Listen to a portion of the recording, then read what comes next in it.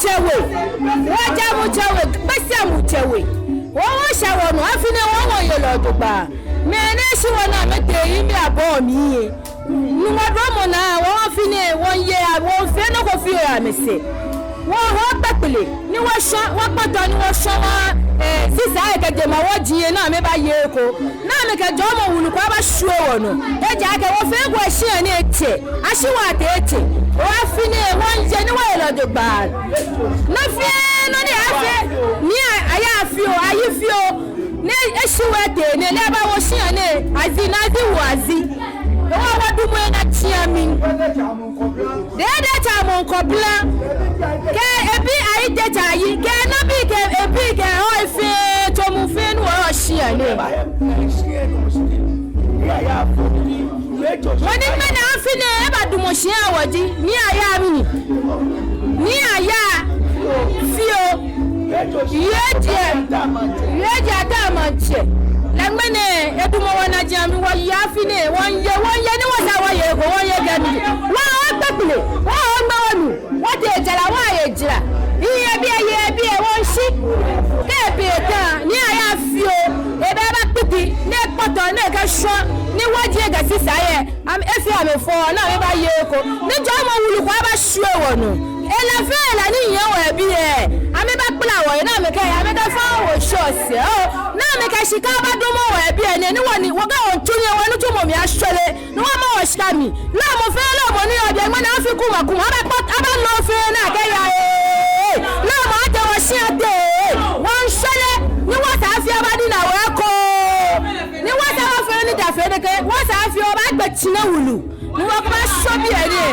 mo ni han wo ni wo fi o nu ma na nese ne ko wa sa fi be ni ne ka gbo ni fi agbo ne ka ba nese ga be ko nye iwa do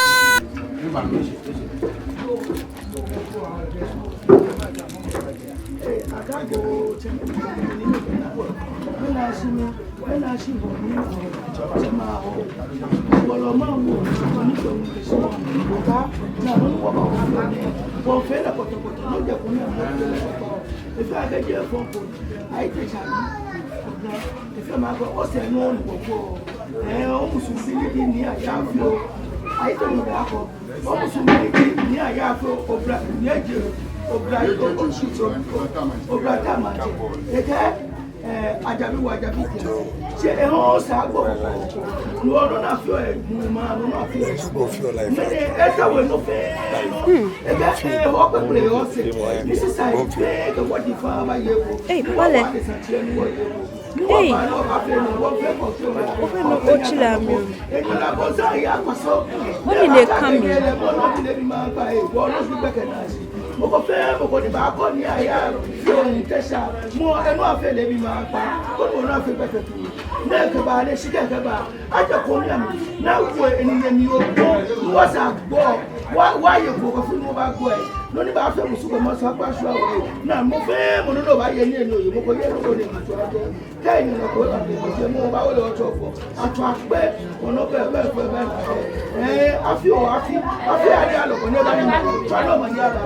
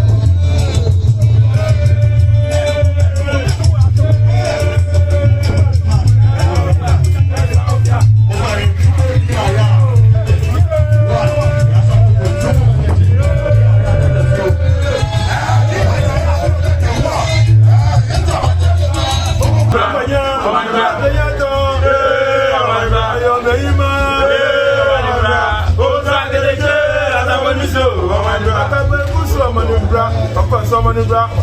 Omanibra, Omanibra, Omanibra,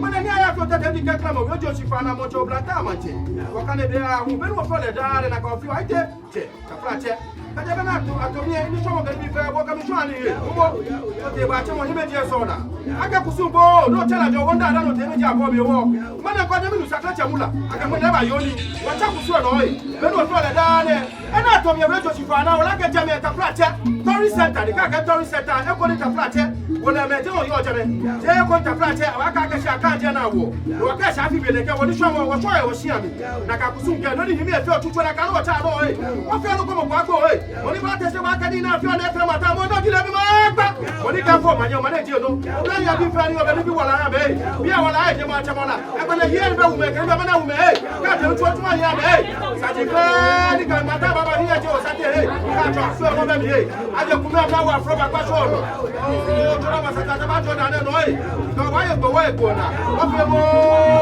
alo je di ko ka ko te ka bi wo se wo ye eni gba me ya le so sa ko te fo ma ni awo sa ku mo ro bi fe ba ju ko e wo si na si azi e ta ya fe wa nu ko ai te ko ba nu ko e chebe ya ka pa ko e odo be mi a fi kuma ne me na fi wa te te mi ke ko ka na ka no wo fi ole ngene e awon ye pai o ku ba ye pai o mi fe ye bi e ba nu e ko e ka che mo ko ya mo to na si mo ko ka bi fa ke na san le e mi pa fa no no bi o de ende te na te kumi ami ende te aye samantu eje o ki a woni ta fra che le te sa no ko je wo pa fa ya ke sha kele ni wo wo fe ko wo ya kra ba cha ba nu e ko e mo fa ba nu ko e che mo ko shi mo e me fe ye ke posters ke ye me fe na ba nu ko amo cha wo bi fe ni yo ka le ba nu ko e try man job la fe ya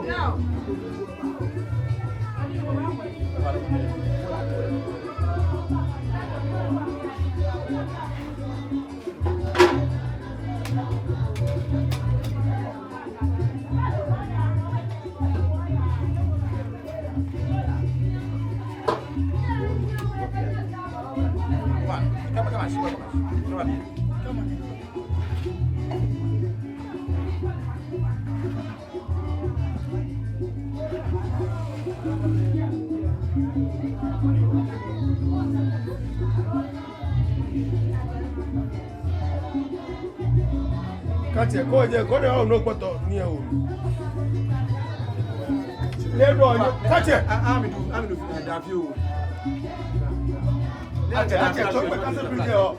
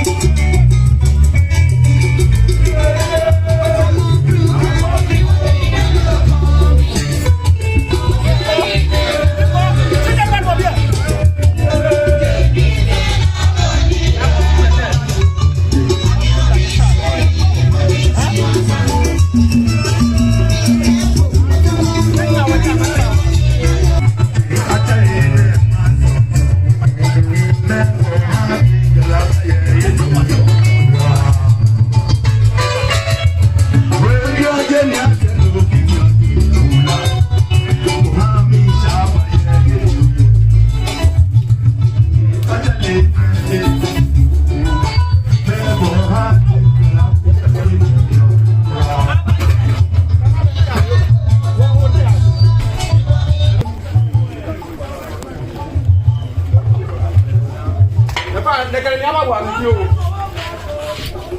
Na kan ya ba wa ni o ku su cha. Asa ko bia na ka won ya lo na ka ma wi he. Ni bia ta to sa na chi wo yo. Won to ku su.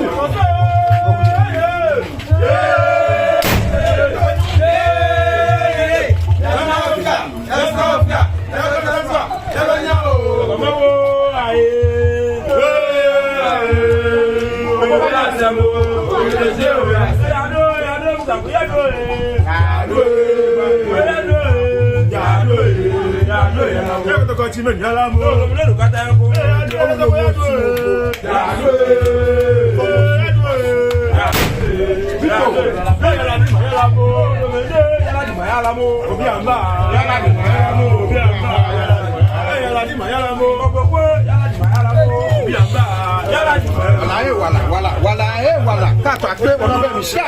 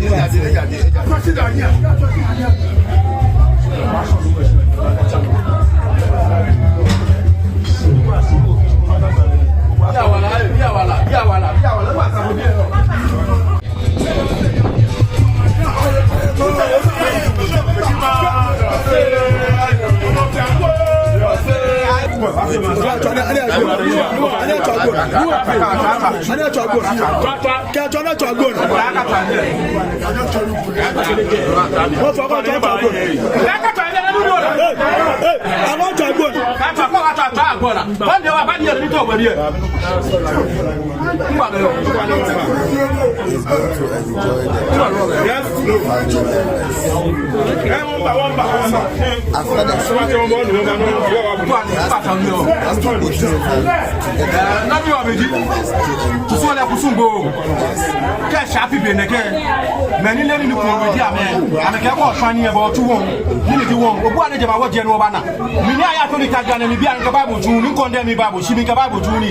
don't believe in religion. No kwa bana kete obu ade ma wodi ni no me obani na mana perform e ba mala for bibi perform ke wa ke siko ke yenyo isi shadi shika fa che nunka nuwo no la je shadi ene afibe ne beni game ba na me jame ba no mo ya me nye mo na ja bele waka ka homo yo won 1 minute homo yi no ko no ko ne wo kam do ka himi ye ni e fe to mo ke abu ya ya fa ko wejo chama chobla ta manche ni bene gba nya ke ne ka nu wa ya ni ne fa ne ba mo fe o ke ne o bele fe tebu aka kọlu ne ka kun aka pe ani bule ni aba kọlu ate ye bule ni ko kọlu ko bule ni ene je na ye na to bi jo mo fuma dola fuma solo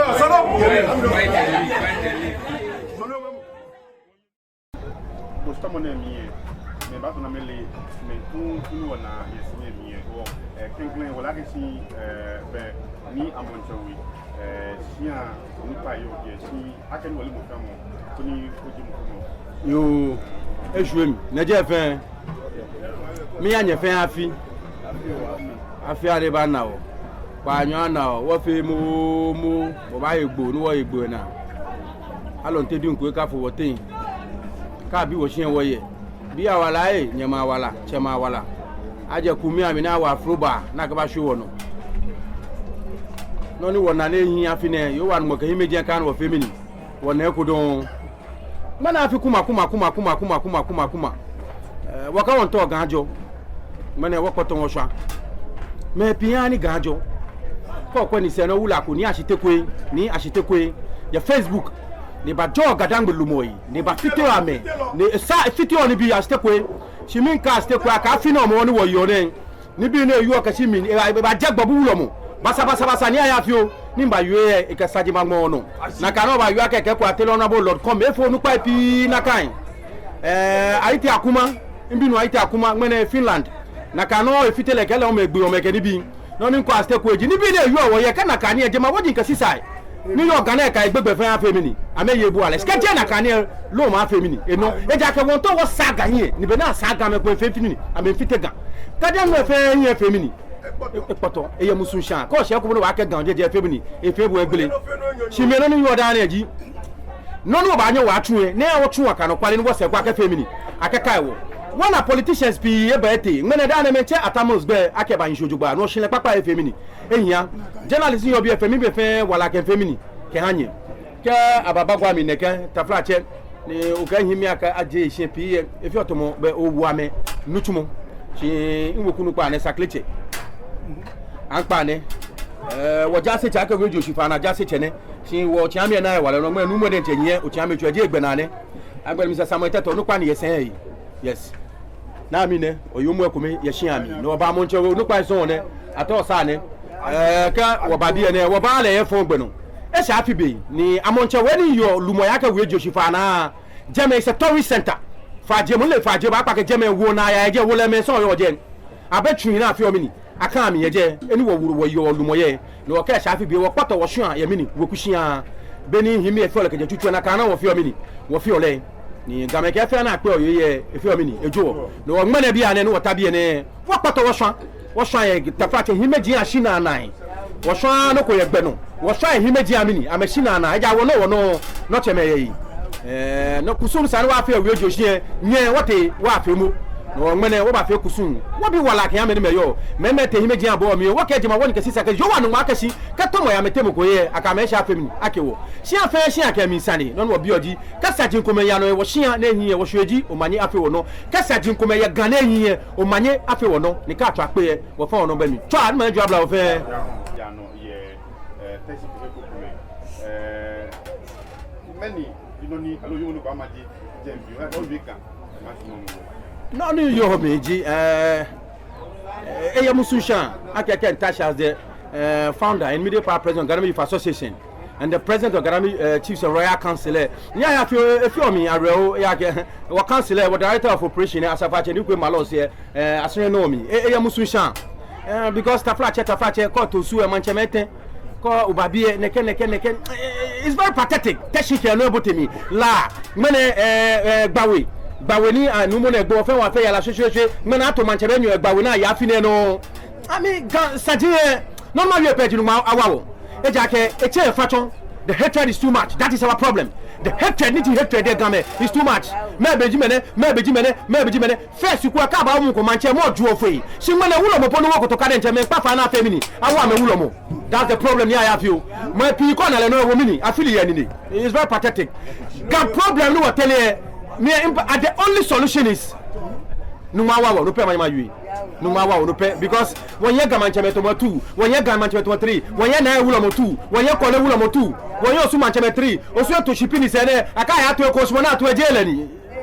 EFI Numana omo no pay my ni I have you. It's very pathetic. That's what I'm saying. Yes, and I send up to now on a radio ada. Be ya balagisi songo Sunday ni atolo ya wi akama wi lodo ba aka me bi ambishi ko ya ga shaka ko ameka chi adama de me ata chi ni kan mole onyen ni ofu no to ofu no ameche tema agba eken ni ake ameka ba eni abafi atotu fi ami e cheju amon kem temenja me am ko kamelu ko kemo me adan radio ko kamelu adan radio bi ama ajiame ama ka me kabaje be na kansane me piba bi me because of my relationship with McDonald me piba bi na kesane ne ba ni aya fi o ka fe me pi kesane wa ke ye nke din no na fe be ngme no da bi without the press wo be can the press be na be wo mini wo be so me I have a lot of respect for the press and I'm a friend to the press ake manchele ne fe bi mini jinye no ni te no I'm not in support of it kaka ma support nke McDonald aka wo page awote she must support radio station emu no ni cheme fi aka mancha aka ton manche ton she no na me fe e be ngme no yeah